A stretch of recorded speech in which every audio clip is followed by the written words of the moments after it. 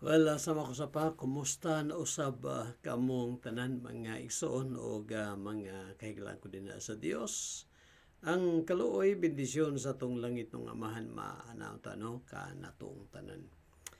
Bueno, may lang sa atong mensahe ning gutloa atong pagatun-an kining na-record din sa Luke chapter 5 sa dito si Christ maigsoon sa daplin sa usa ka baybayon. Og mo ato ang message this time ato kining pag-uluhan og Christ at the seashore.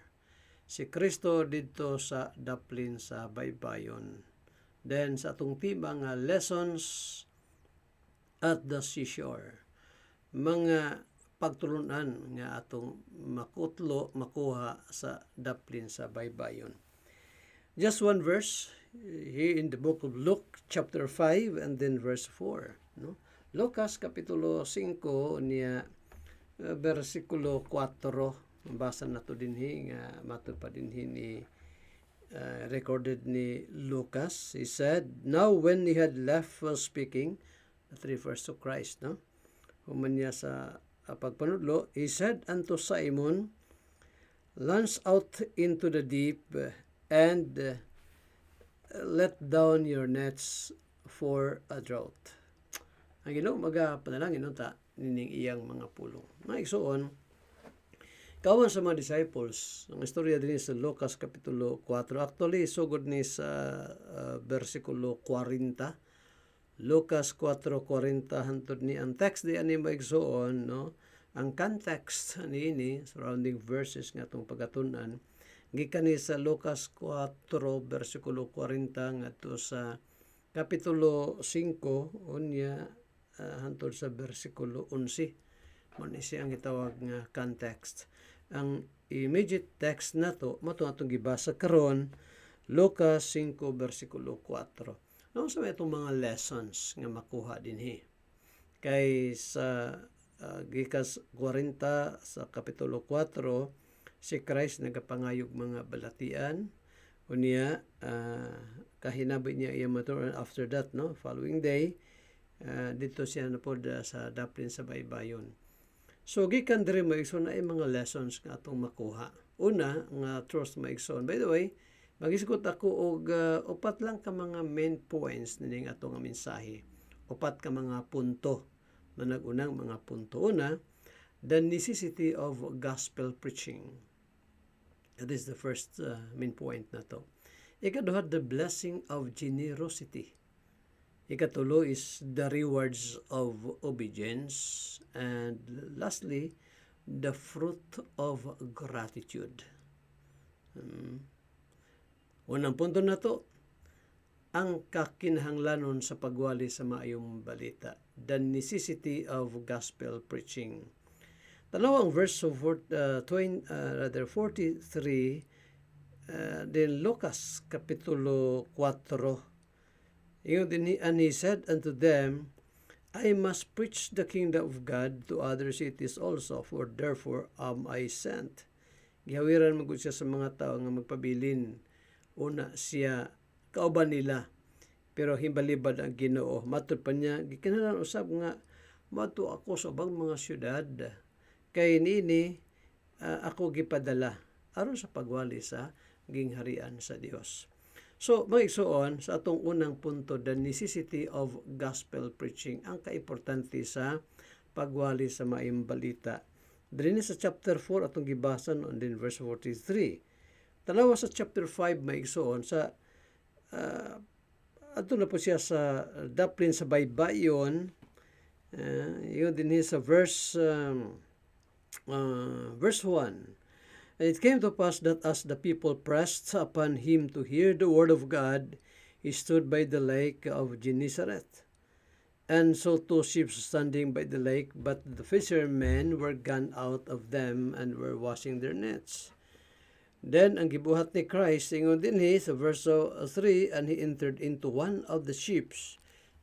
Dito siya sa sakayan nga gipanag-iyahan ni Pedro, and prayed him that he would thrust out a little from the land. And he sat down and taught the people out of the ship. Muna si Christ maigsuon, no? Diin siya dapit mo adto. Iya gyud nga ginawali ang gospel, ang maayong balita. Kana gumikan kay mo ni ang unang katuyuan nganong si Christ mianhi siya aros pagpangita sa mga karnerong ng wala. Matthew 15 versikulo 24 ato nang ginakotlo, no? Matthew 15:24 nga matud pa ni Christ, I am sent but only to the lost sheep of the house of Israel. So, kaimportante sa gospel preaching, maigsoon pagwali sa gospel. By the way, na-emphasize na ko ni sa una nga unsay kahulugan sa gospel. Ang 1 Corinthians 15, maigsoon, gikan sa verse 1 down to verse 4, gisulti dito ni Apostle Paul kung unsa kanang gospel. Ang paghatag kwarta dili na gospel, ang bautismo dili po na gospel. Ang pagtabang sa mga masakiton, dili na gospel. There's only one gospel in the Bible. And that the gospel according to Paul in 1 Corinthians 15, mao nga, gikan sa verse 1 down to verse 4, mao nga si Kristo, namatay, siya gilubong, o sa ikatulo ka adlaw na banhaw siya. That's the gospel. There's no other gospel. Gawas lang sa kanang himo ni Kristo Jesus, kamatayon, paglubong niya, ug ang iyang pagkabanhaw. Anong ginagawali ang gospel, maigsoon? Tol kay pinagi sa pagwali sa maayong balita, maigsoon, kabigon sa Ginoo ang katauhan. Actually, ang nag-una gyud maigsoon sa himo nini mo evangelization, pagwali sa gospel, mao gyud ang Godhead. God the Father initiated it there at the Garden of Eden. Sa diyang nakasala, unang mga ginikanan, isugdan ka na samahan. Na dito ang gospel. As na pastor, ang gospel dito. Katong pagpatay ni Christ maigso, or rather samahan, og mananap nga diin ang panit nini sa mananap mooy gihimong bisti sa Ginoo sa kang Adan o kang iba. Katong pagpatay sa mananap maigsoon, kay di man pwede ang mananap lang sa panit may kuwaon niya, buhi lang gihapon ang mananap ay gala, pat yun. That are pictures of the coming death of Christ. Ang kamatayon ni Kristo Jesus, ang iyang dugo nga iyang giula dito sa cross, mo ito'y makahinlo sa sala sa tao. So dito sa Genesis chapter 3 verse 8, maigsoon gisugdan ka na. No? Dihang atong unang ginikanan nakasala, ang gospel mo isuon dito makita nato. Kay di man lagi maka bisti ang atong unang ginikanan ni adtong kahit kahoy sa panit sa higera, kahoy nga higera mo isuon, pero malaos man lagi. So ang Ginoo mismo mo nagpatay og usa ka mananap. Makita nato na dinha sa verse okay, no? Genesis chapter 3 and then verse 21. Ingon dinhi, no? And unto Adam also and his wife did the Lord God make coats of skins and clothed them. No, ang Ginoo mo nagbisti gayud. Wala dawata sa Ginoo ang pagkamatarong ni Adan ug ni Eva, pinagi sa ilang binuhatan, pagtabon silang kaugalingon niyatong panit sa kahoy nga higera, dahon sa kahoy nga higera higala. Wala. Ang Ginoo gid mismo mo'y nagpatay mananap. So dito gipakita samahan, no? Ang unang pagtudlo maigsoon sa kamaturan hitos kamatayon ni Kristo Jesus. Si Christ mismo maigsoon nagwali din sa gospel niya. Atong gibasa sa verse 43 chapter 4. And he said unto them, I must preach the kingdom of God to other cities also, for therefore am I sent. Then ang Holy Spirit maigsoon, no? Sa Acts chapter 8 and then verse 29, nagsugo siya dinhi sa buhat kapitulo 8 sa iglesia. Actually, ang panahon ni sa mga apostoles nga persecuted sila sa pagpanguna ni Saul of Tarsus. So, pato makabig si Pablo itong panahon na. Unya, ang Holy Spirit maigsoon misulti sa kang Filipi. Diba? Buhat kapitulo 8. Ningon ang Holy Spirit sa kang Philip, verse 29. Then the Spirit said unto Philip, Go near and join thyself to this chariot. Yun ang Espiritu Santo kang Filipe, adto anang maong chariot anang kalisa o dito igawali mo ang gospel ngadto sa maong iyunoko. O dinhi ato lang makitaan sa verse 35. Then Philip opened his mouth and began at the same scripture and preached unto him Jesus. Kasi nagsugo kang Filipe. Gisugo siya sa Espiritu Santo. Muna maigso, no? Ang kaimportante sa gitawag og pagwali sa gospel. No? The necessity of gospel preaching. Si Christ maigsoon pag tukod niya sa iglesia, niya dayon niya kayab sa langit. Ang unag yung sugo sa itong Ginoo maigsoon, una paglakaw, no, sa iglesia, go. And then secondly, maigsoon, preach the gospel. O, yun na, isugo ni Christ.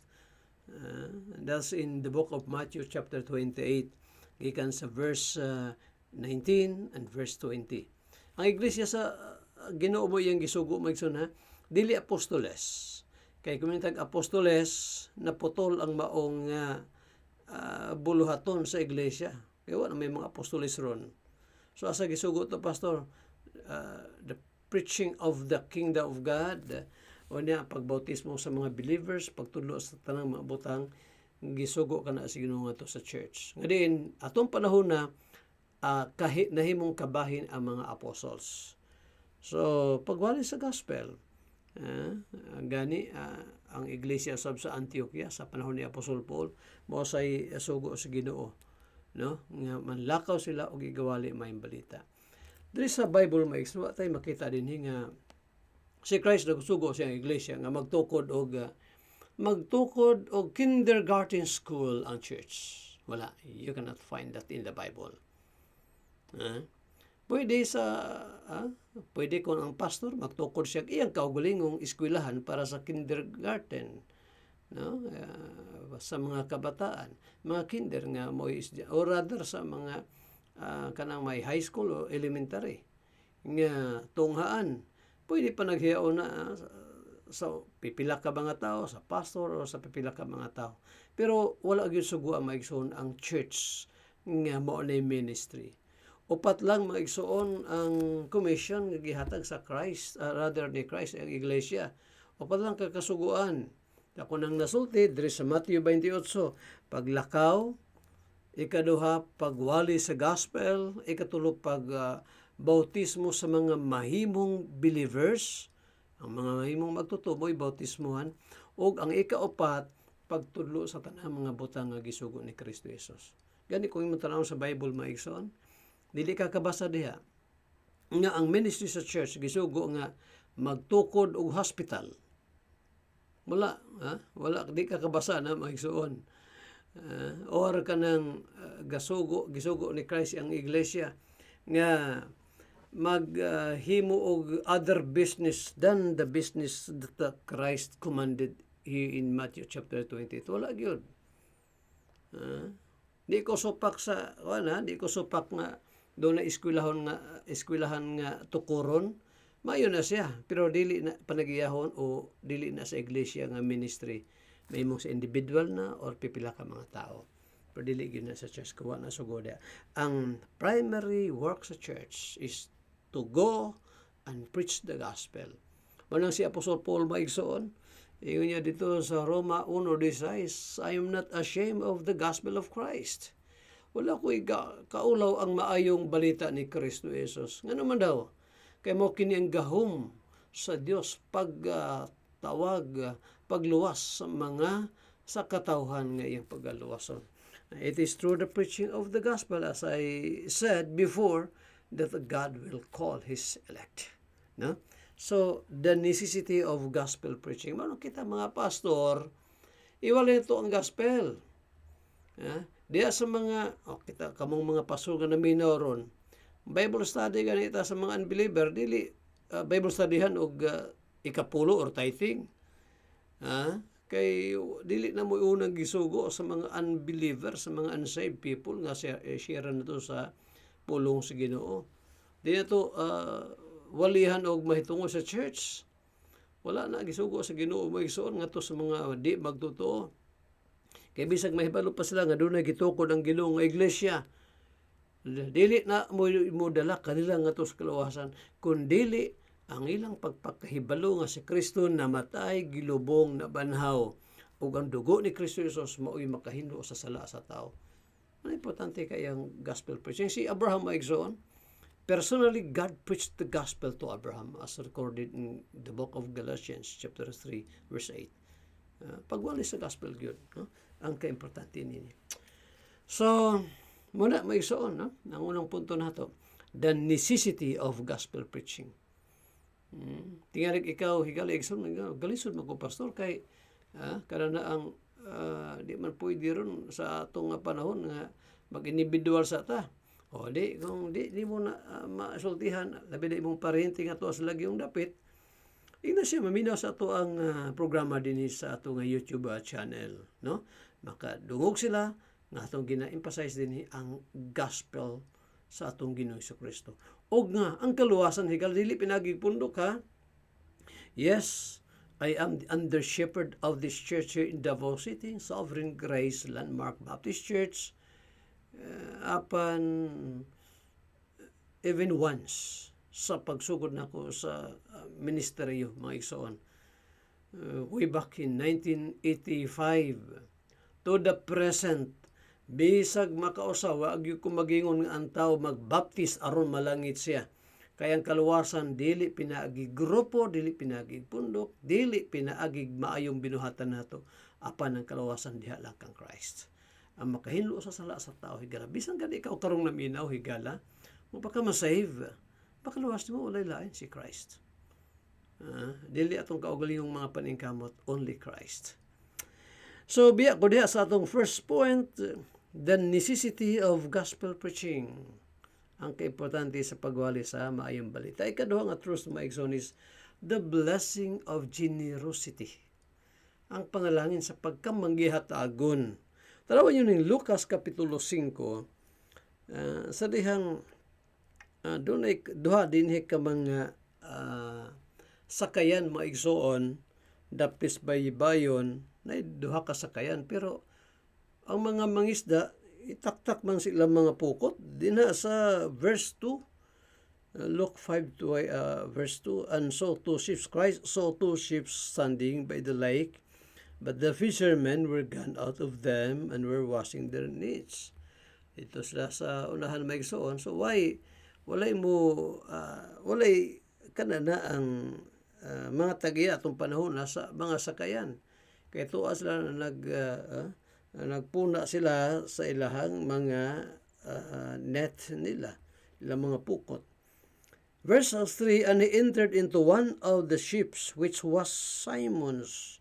So dito siya ni maigsoon, ni tungtong Ginoo, ni sakay siya sa sakayan ni Simon, and prayed him that he would thrust out a little from the land. And he sat down and taught the people out of the ship. Asa may truth diha maigsoon nga the blessing of generosity. Si Simon, sa dihang ang Ginoo, kanabang gihimo niya nga pulpito tong lingkuran, or rather katong bangka ni Simon, walay balibad higala si Simon.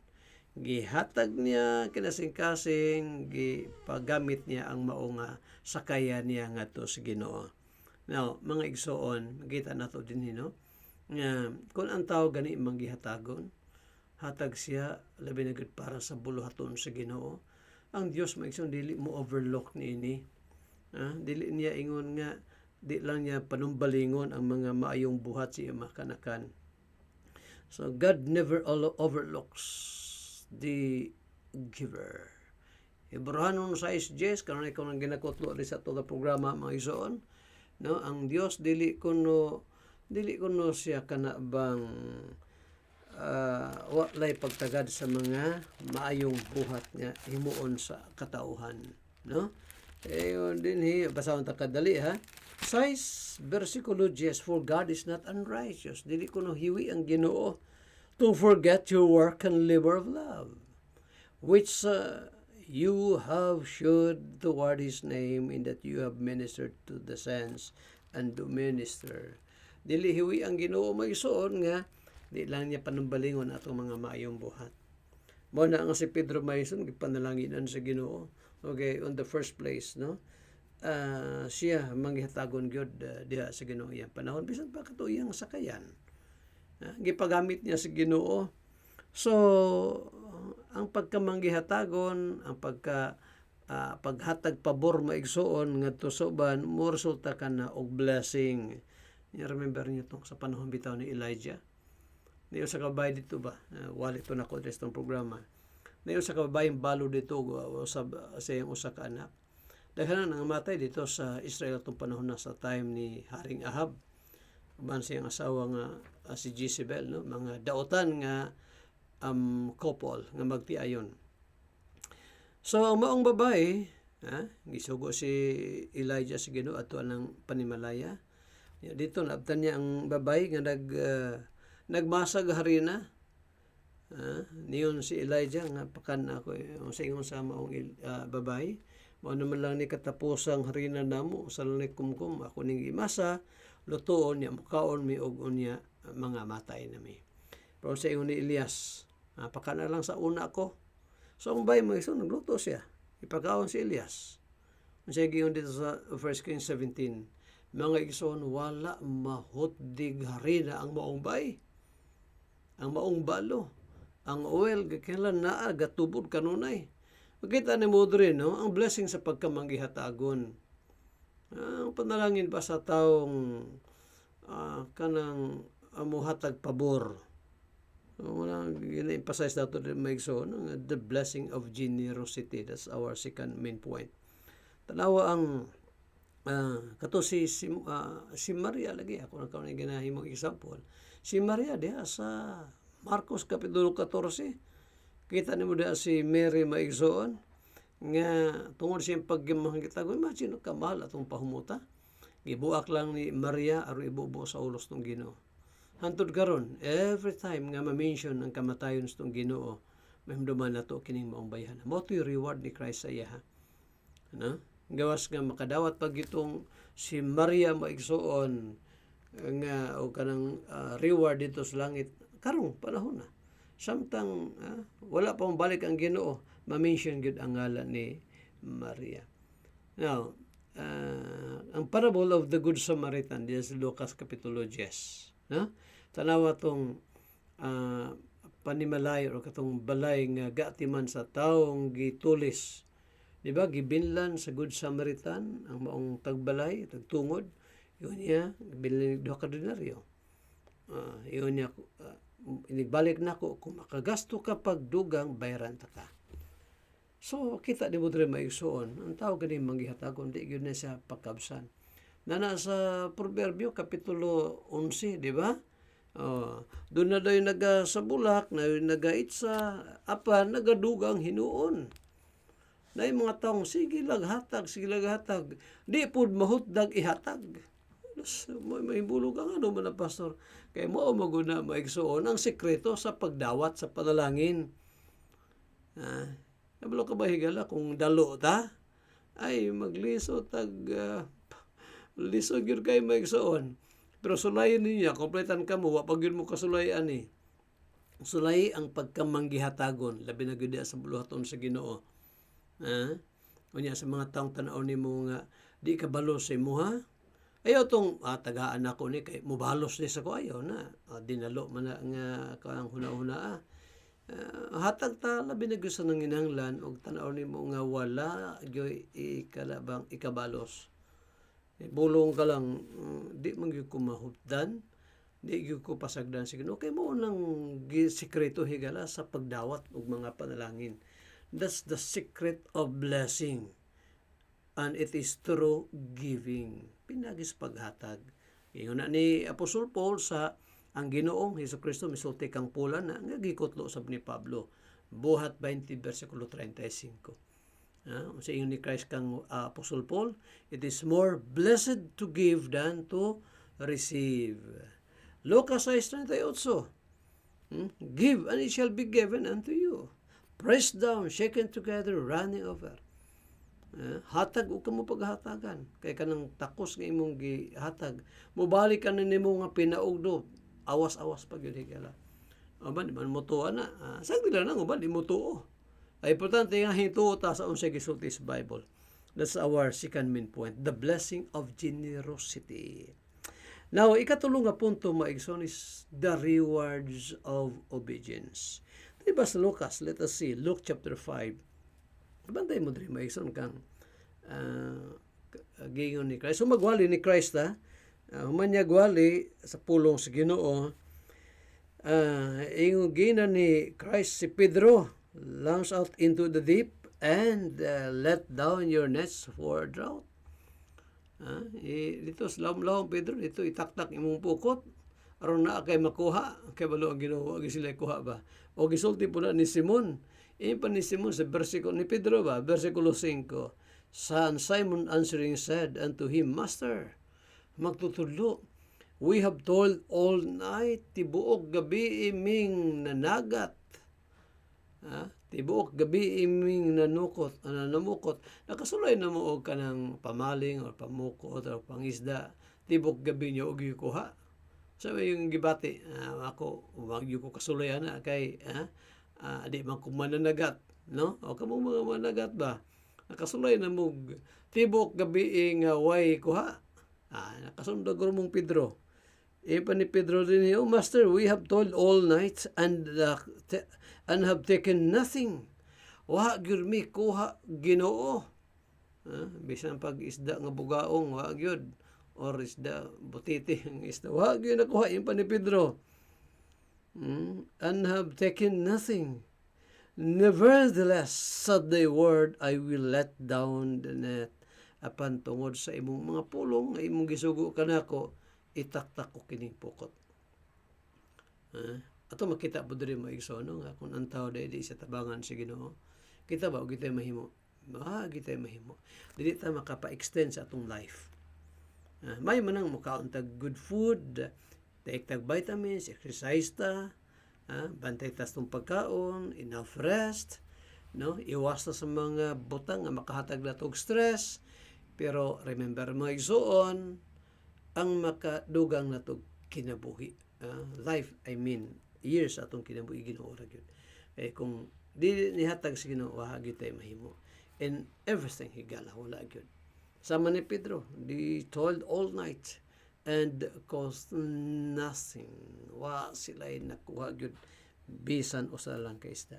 Pero ang sayon ni Pedro, apan Ginoo, tungod kay imo ning gisugo, akong itaktak ang pukot. Tanawa maigsoon ni atong ikatulong main point, the rewards of obedience. And when they had this done, verse 6, they enclosed a great multitude of fishes under net break. Maigsoon, nagkabusot-buslot ng ilang mga puko tungkol sa kabagang isda nga ilang nakuha. Imagine that. Karon kung si Pedro, kanabang pilosopo ka ito, so pakiro ka ito sa Ginoo. Pag-ingon ni Christ, Pedro, itaktak na imong pukot dito sa lawom nga dapit into the deep. Nya ingon si Pedro, gikapoy lang mi Lord, wa gyud mi kuha, pahuway na mi. Di wa gyud sila madala. Asay magsunod ingon na baya ta. Sabi itong gisugo sa Bible. Asay magduha-duha ta. Asay di pag ita mutuman, wa gyud tay blessing. Pero tanawas Pedro, ingon niya, Lord, bisag wa mi kuha tibok gabi, kay imo nang gisulti, ako nang himuon, amo nang buhaton.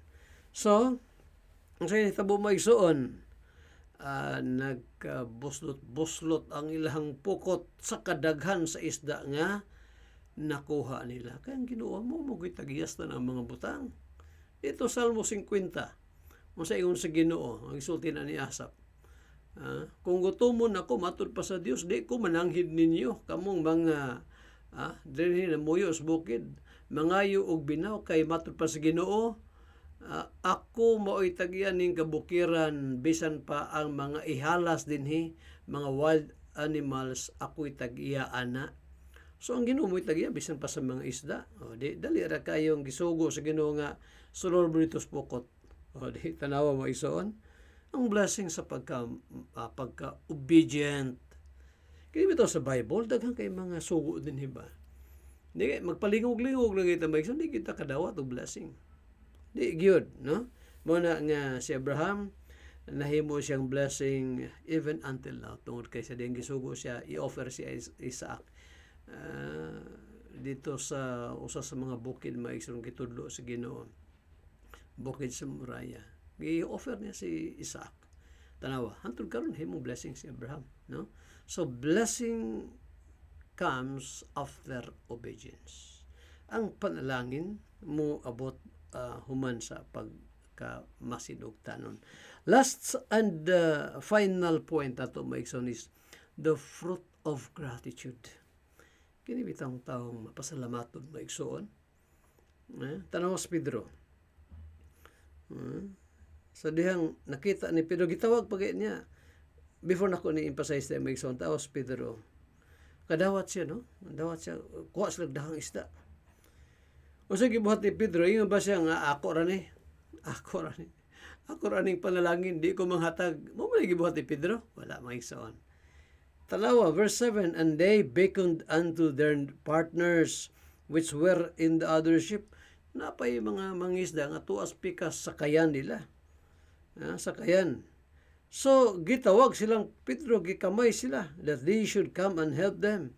And they came and filled both ships so that they began to sink. Hapit na kayo sa malunos kadaghang isda. Tanawa maigsoon, kasi Pedro nakadawat sa blessing. Iya pong gi-share nga to sa uban.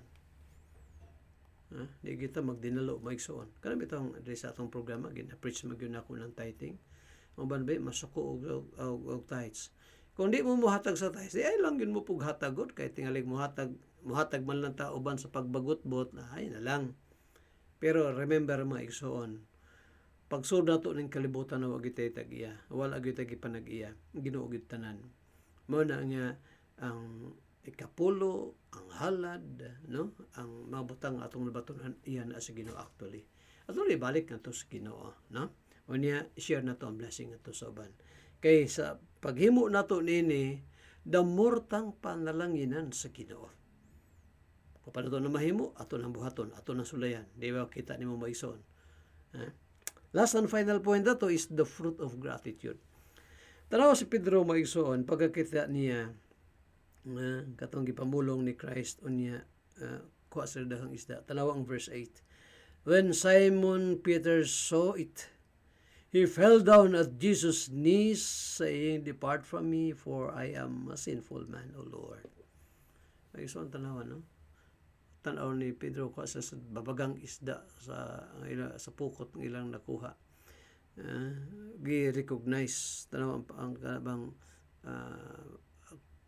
gibuhat ni Peter. Pakita niya maigsoon ang iyahang pagkamapasalamaton ngadto sa Ginoo. Una, ang kasing-kasing dai higala sama ni Pedro nga mapasalamaton mohatod kana sa humility. A grateful heart will lead to humility. Si Pedro mismo niingon siya, verse 8, pahawa ka na ako o Ginoo, kaya ako sa katawo makasala. Nakita niya kamayo sa Ginoo. Niya si Pedro way nahimo. Imagine that, no? Dibog gabiing mangisda ba ito sila? Ba ito mga panday ito sila? Or unsang profession kay posible nga way makuha. Mangisda ng sila daan so pa sila tawaga sa Ginoo diya sa ministry. They were fishermen, di ba? Pero wa sila nakuha. Moto nga sa dihang nakakuha sila babagang duot sa isda, maigsoon ang pagkamapasalamaton ni Pedro. Maigsoon mihatod kana sa iyang pagkamapainabsanon. Panalangin na lang kita sa Ginoo, di nato na ipanghambog maigsoon.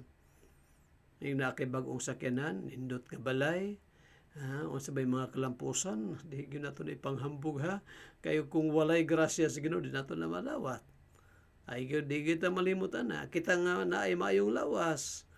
Di nato na kansyawan ng mga masakiton diha. Ayaw gyud. Kay kanang tanon na dawat nato na tungkay hatag kana sa Ginoo. So grateful heart will lead to humility. Ikaduha, ang kasing-kasing mapasalamaton again, it will lead to generosity. Pagkamangihatagon. Ano mga blessing na itong dawat, ihatag sa uban. Atong i-share po na ito sa uban. Kini itong nadawat maigsoon, kung kamo na panalangin na itong programa din sa YouTube channel na ito, i-share ni sa uban. Kaya mga spiritual blessings may soon, kaya ma-share po na ito nga tos mga nanginahanglan ini. Kung kita nanginahanglan ta sa pulong sa Ginoo sa banguban. No, kita ra day ang nanginahanglan ini. Ang uban day ay labi na itong mga pamaks na tigkaluwasan. Share na to ang gospel nga to kanila. Kung di man ta kasulti, ato lang inon nga i-search na din ha sa imong YouTube, Andres Atob Jr. Unya maminaw sila nitong programa. Patanawa din sa playlist na to magsuon natay sermon din Sunday sermons, naata din doctrinal study o Christian living, no, kanang daily meditation na to. Wala higala, no. Let us share the blessing that God has given to us. And lastly, maigsoon, the fruit of gratitude. No? A grateful heart will lead to usefulness. Magamit kita sa Ginoo. Higala, magamit ka sa Ginoo. Luke chapter 5 verse 10, iyon pa ni Christ, nga to kanila, fear not from henceforth, thou shalt catch men. Tanawa higala. Gitawag sila. Iyon pa ni Christ kanila, sukad karon himuon ko kamong mga mangingisdag mga tao. So, niangat no, gikan sa pagka-fisherman, pagka-mangisdag-isda. No? Sa ilang pagka-mangisdag-isda, maigsoon na himo na sila mga mangisdag mga tao. So, niangat ang ilahang work. So wonderful, maigsoon ka na-involve sila sa ministry. Kabalo ka ba higala nga mahimo tang magamit sa Ginoo. No, mahimo na to ang mga blessings na dawat ato po nang ma-share nga to sa ban, magamit ta sa Ginoo. Sa mga na-discourage pag-ayo, ayaw i-discourage pa hinuon, no? Ayaw yun nga wa man day kay kapuslanan may pagmupanaw ka dili na mauhigala. No? Importante mao nga kita mahimutang blessing sama bitaw sa gingon ni Job. Yung pa ni Job dinhi sa iyang sinulat nga ingon niya, nahimo akong mga mata ngadtos mga buta. Nahimo akong mga tiil ngadtos mga bakol. Kita nahimo batang blessing ngadtos ba? Tingalig wala ha? Mga igsoon bang hinaut ako nga kini atong kanunay pagpaminaw sa pulong siguro din sa itong tulumanon. Ay sa mo kalimot na po tayo mga programa sa different radio stations. Paminawa, sundan ninyo ka na. Higala, mo niya ito mensahe. Tiyali ikaw sa imong pagpaminaw ning takna wala pa kamaks na kaluwasan. Remember, your salvation, ang imong kaluwasan is found only in a personal relationship with the Lord Jesus Christ. Repent of your sins and trust Him as your Lord and Savior. Ang Diyos magapanalangin na siya mga pulo, magapray ta. Salamat Lord sa imong kamatuoran nga among napamalandugan karon, i-bless Ginoo kini ug ang matausan ka paminaw. In Jesus Christ's name we pray. Amen and amen.